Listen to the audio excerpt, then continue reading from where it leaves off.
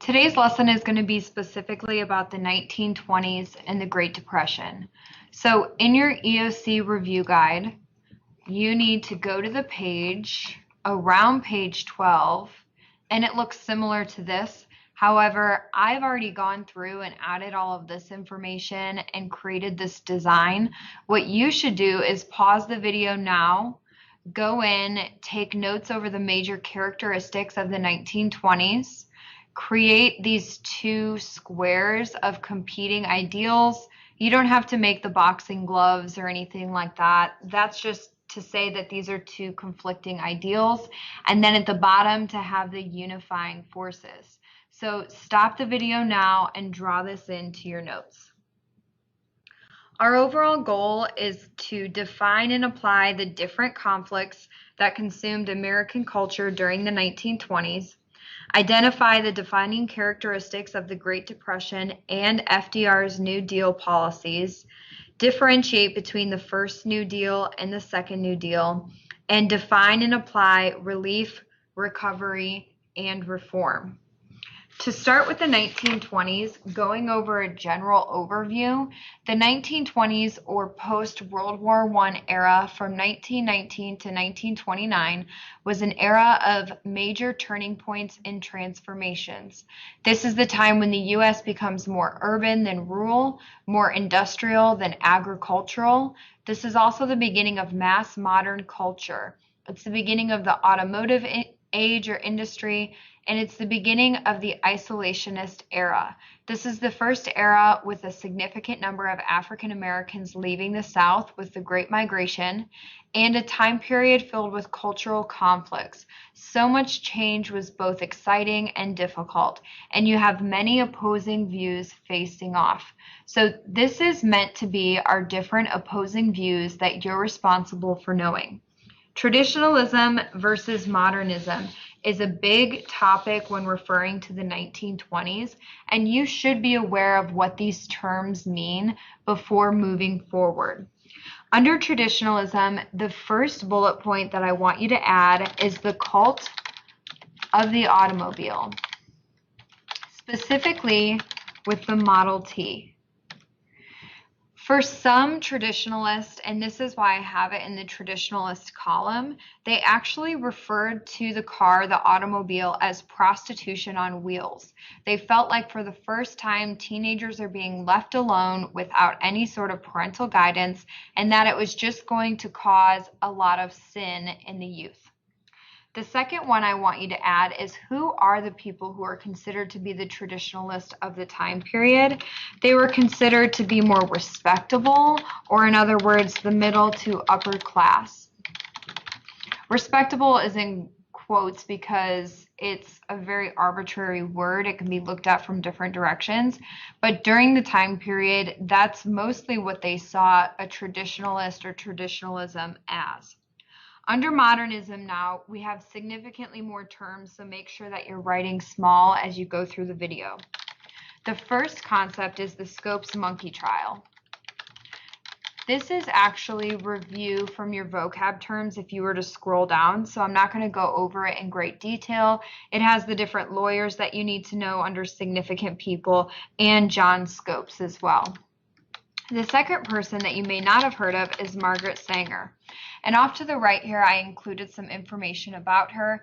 The reason why she's in the modernism column is that she fought for birth control rights. Most churches during the time period were against it. It will be several decades before the right to privacy laws will lead to the legalization of the birth control pill, and eventually would lead to Roe v. Wade and the NOW, or National Organization for Women. So you can see how she'd be a significant person in the cultural change of the 1920s. The next people that I would like you to add is Amelia Earhart and also Clara Bow. Also significant figures of the time period, specifically females of the time period. Amelia Earhart was known for dressing more, quote unquote, as a boy would dress, breaking these gender rules in order to get ahead and to be successful. Clara Bow was quite the opposite, a very famous movie star, flapper, very promiscuous during the time period. Underneath that, I also have the 19th Amendment. For traditionalists, they felt that the 19th Amendment really wouldn't serve much of a purpose. And this is women's suffrage, by the way, because they really thought that women would just vote however their husbands voted in terms of being submissive to their husbands. So they didn't see a purpose in the 19th Amendment. So modernism, in fact, would see a great purpose in having more of a political role for women. The next is Jazz Age. After that, add speakeasies. This is a time period of illegal bathtub gin, illegal consumption of alcohol. This is also known as conspicuous consumption. As I mentioned earlier with the automobile, this is a time period of teenage promiscuity, flappers, carpe diem. The Great Gatsby. I know you read that book in your English class. That's F. Scott Fitzgerald. But this book really epitomizes the time period of the 1920s. This idea of carpe diem, that people had just experienced a war and disease. It's a time to drink, be merry, because tomorrow we could all die. Moving on then, before we move on, go back up here to where it says movies and heroes. I didn't put this on traditional or modernism because it's just a time period of when heroes really start taking a leading role. People start looking up to movie stars and to sports. And so some of the influential people that I add and would like you to add: Jack Dempsey, Babe Ruth, and then also Charles Lindbergh. Now moving down into the rural versus urban conflict. Under rural, this is about agriculture,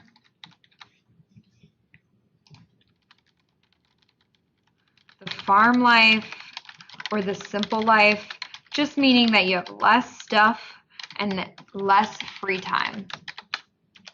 Remember, this is a time period of mass consumption, people buying things they really can't afford on credit, which again is one of the causes leading up into the Great Depression. After simple life, add that they're more religious, also pro-prohibition. This idea that there's a slower transition to the engine power or the automobile.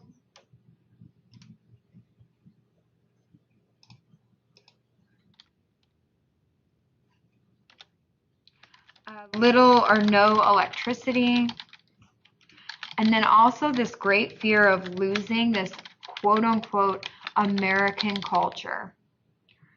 On the urban side then, this is all about industry, about the city life, about owning things, having as much as you can have, consumerism that we still see today in many societies. Science was more accepting when we look back at that Scopes monkey trial. Anti-prohibition, meaning that they felt that alcohol should be legal for manufacturing and for consumption. This is all about the nightlife, being electrified, and exposing or exposed to multiple cultures in the city, which also saw them as being more accepting or more acceptance. Now down here, there's a ton of information that we could put. Nothing during the time period or ever is ever black and white, but we're going to look at the different ideals behind racism, behind the growth of the KKK, and the influence also that Black Americans had on the culture. So I identified it as Black Americans, but it also includes immigrants, and then also quote unquote white, just being European Americans, those that don't identify with being immigrants, or at least not first generation immigrants. Remember the idea of nativism, the idea that as being born here on American soil, nativists felt that they had more rights, especially to jobs, than any first generation immigrant that's coming over. And so that's why I have Black Americans and immigrants in the same category, even though they did experience different types of discrimination during the time period. So starting with Black Americans and immigrants, I have the Great Migration, which you already know about because during the geography video, you should have labeled that. So the Great Migration, the influential people, one being Louis Armstrong. Again, an individual, if you scroll down or look through your paper, you'll see in the significant individual table, along with Duke Ellington, Langston Hughes, the Harlem Renaissance, and then also the Tin Pan Alley. Over on the other side, focusing more on immigrants, you have the execution of Sacco and Vanzetti. Sacco and Vanzetti were arrested around 1920. They were quickly executed in 1927. There's lots of debate about whether or not they were guilty. A lot of people felt that they were discriminated against because they were Italian, meaning they were immigrants, and they were also anarchists, meaning that they were put into this category of not accepting democracy and being communist. With that being said, you should also be aware of the term xenophobia, which is the fear of foreigners. The Red Scare, the fear of communism, the Palmer Raids, which go with the Red Scare. You have the National Origins Act of 1927, which limits the amount of immigrants drastically that can come into the United States. And this is also the rise of the KKK when they're at their highest enrollment that they've ever been at. And so going back to these conflicts, this will also lead into lynching and just general discrimination and prejudice, which is the attitude behind that discrimination. So it wasn't all about conflict, even though that made up a great proportion of the culture of the 1920s. There was also some uniting forces. So some things remained the same. Overall, the U.S. continued to be a society that separated races, supported traditional gender roles, despite the 19th Amendment. We have nativist, as I just explained, or xenophobia. And there's heavy influence by religious ideas. Challenges were made and rebellion occurred, but culture remained dominant with these different themes that we talked about above. So take a moment and go back over this. If you have any questions, be sure to ask your teacher. I'm going to pause this before moving on, but our next section is going to be about the Great Depression. At this time, we're going to move on to the Great Depression, and that also includes FDR's New Deal. Unlike last time when I actually typed in all of these different vocab terms and ideas, I'm just going to put the key up here for you to look at and talk through it. This will give you the opportunity to write. You can see it, it's legible, and then we can actually talk through the different concepts. So starting up here with the Great Depression, you definitely need to know the Dust Bowl and its impact on farming and agriculture, and also the workforce, because people in groups like the CCC and the WPA actually ended up going out and planting trees to avoid a future Dust Bowl. So go back and review your notes. John Steinbeck also capitalized in talking about the Dust Bowl. Dorothy Lang, a very popular photographer of the time period, both fall under this category of popular culture. WPA artist. In a moment here, we're going to talk about the different New Deal plans and organizations. The WPA will be one of them. The WPA helped employ artists during the time period. Moving over here, we see Herbert Hoover, who was the president during the beginning of the Great Depression. Miss Blake likes to say Hoover is like the vacuum. He sucked. He didn't do anything. It was too little. It was too late. He tried, but it just wasn't enough to actually help the economy during the Great Depression. Be sure that you go back and review with the bonus army. These are World War I veterans that were promised money for serving in World War I. They wanted it sooner because, of course, they were going through the Great Depression as everyone else was, and they wanted the money from the government sooner. They'll camp out in front of the White House in shanty-like towns called Hoovervilles. When you watch Cinderella Man, if you think back, there's a scene where they actually walk through New York in the Hooverville that's in Central Park, which is a good image to really visualize what a Hooverville would be like. It really capitalized on the violence in the Hoovervilles as well. So moving on, FDR would win the next presidential election. You should know that the New Deal goes with Franklin Roosevelt, not Theodore Roosevelt, Franklin Roosevelt, FDR. The court packing plan is an important concept that we'll get to later in terms of all of the different plans that he wanted to pass. And so he packs the Supreme Court so that way his initiatives will be the ones that move forward. So we will in a moment talk about the difference between the first New Deal and the second New Deal.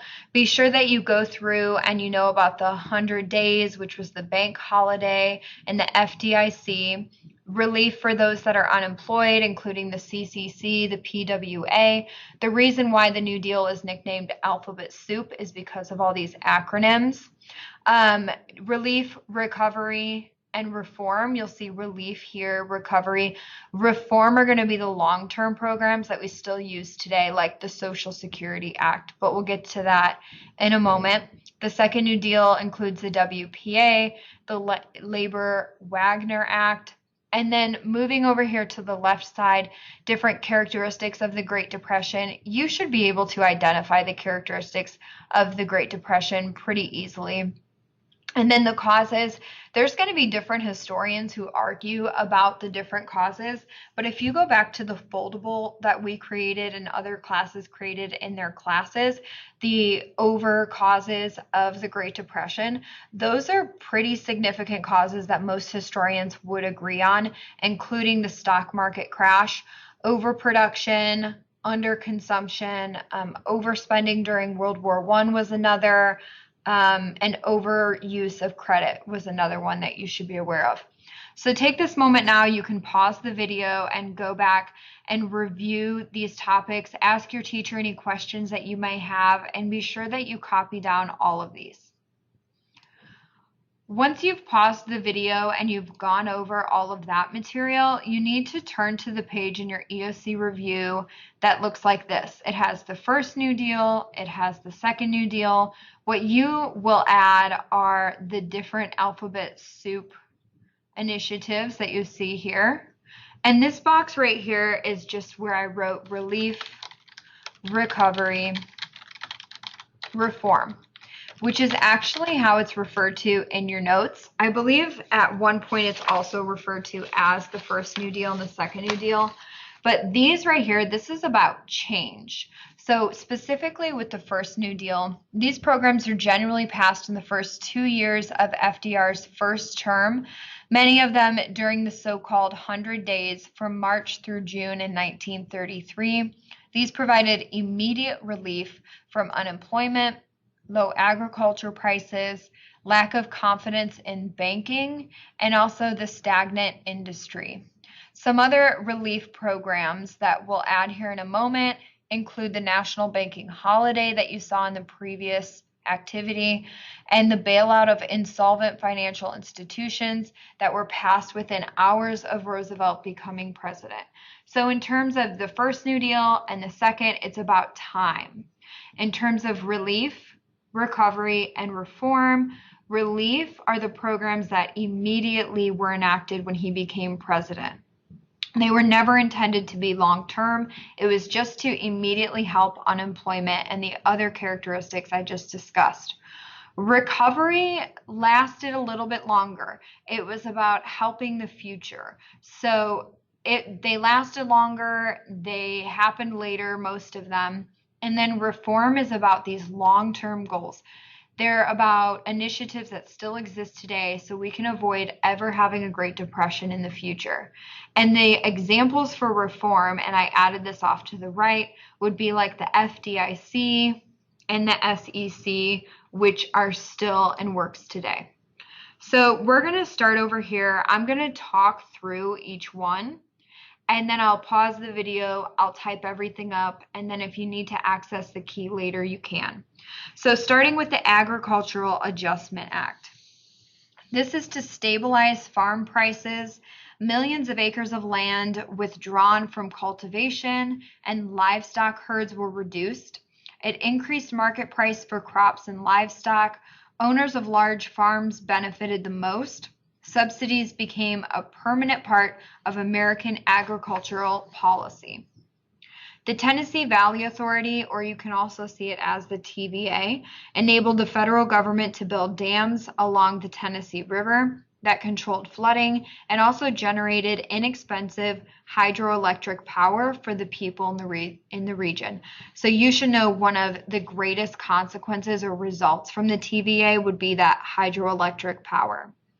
The next one is the Federal Emergency Relief Agency, FERA. This provided direct aid to the urban poor, usually in the form of unskilled and sometimes maid work jobs. And then the CCC is one of the biggest ones, and there's lots to write for this one. The CCC focused on unique problems that were faced by young men. The men that were usually involved in the CCC were around 18 to 25 years old. Many men in this age group lacked the work experience, they lacked skills, and they lacked self-discipline that was needed to hold a traditional job. The CCC enrolled young men and provided them with housing, food, and clothing.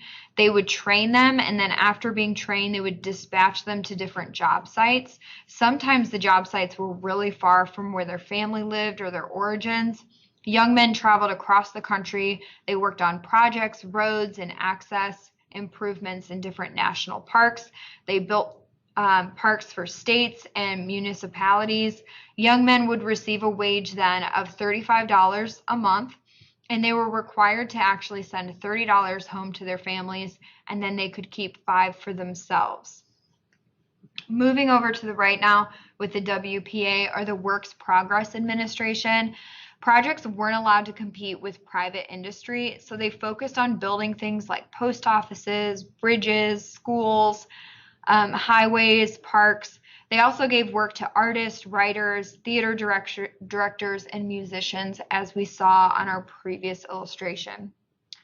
The Wagner Act created the National Labor Relations Board, and this was in order to supervise union elections and prevent businesses from treating their workers unfairly. The Social Security Act guaranteed pensions to millions of Americans. It set up a system of unemployment insurance and stipulated that the federal government would help care for dependent children and also the disabled. For reform then, for the FDIC, this is really created to help protect depositors' accounts. It still exists today. And the SEC is what oversees, or who oversees, the stock trading or the stock exchange. Other New Deal programs that you can list off to the side include the National Industrial Recovery Act. This was used to regulate maximum hours and minimum wage. And the National Recovery Administration was established to help sick, quote-unquote, sick industries. The Public Work Administration also worked on public works and construction projects. So in just a moment here, I'd like for you to pause. I'm going to go through and pause as well and fill out the information so you have it as a general key as you continue on. Now that I've had the opportunity to type in the key here, here's all the answers about the lecture and the information that I was just providing. So be sure that before you're done with the video today that you go back, You review this information, you get all of your notes written in, and also make sure if you have any questions about any of the content that we've reviewed about the 1920s, about this image right here, this graphic organizer, or also any of the New Deal differentiations between the first, the second, relief, recovery, reform, that you ask your teacher before leaving the classroom today.